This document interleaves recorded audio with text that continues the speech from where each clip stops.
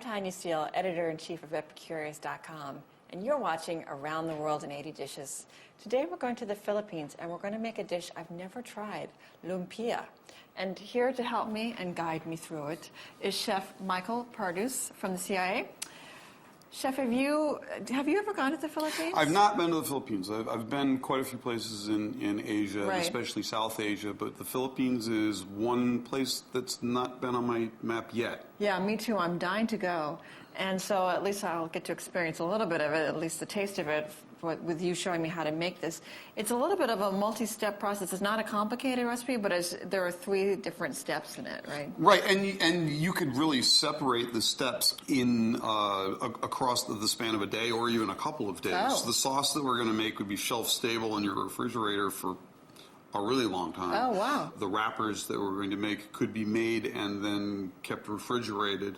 The filling is best put into the wrappers hot, but you could cool it, store it, wrap them, and presumably zap them in the microwave if you wanted a snack when you got home from work. Oh, well, that's great. And these are essentially, they're like spring rolls, essentially.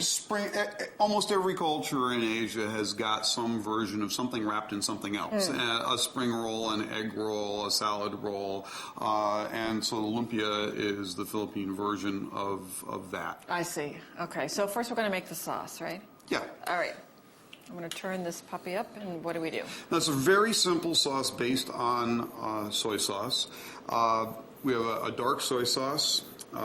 We have some palm sugar that's been chopped coarsely, and then we have some garlic.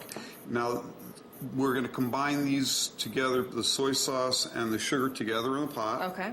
And what if you don't have palm sugar? Can you use brown sugar? You can use palm sugar. You could use jaggery if you had an Indian grocer nearby.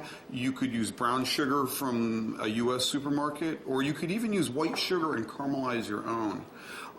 You're kidding. If you know how to make a simple syrup and then boil it until it becomes lightly caramelized, when the white sugar syrup becomes that sort of amber brown, you at that point would just add the soy sauce to it and allow it to cook until the caramel dissolved into the soy sauce and it became a viscous liquid. Oh my gosh, that's so interesting. I didn't know that. So it's very, very simple process, and just bring the soy sauce to a boil to dissolve the sugar, allowing the flavor of the garlic to infuse into the soy sauce, and then cooling it. Okay, now I can tell by smelling that your heat is up pretty high, that your sugar is probably starting to melt.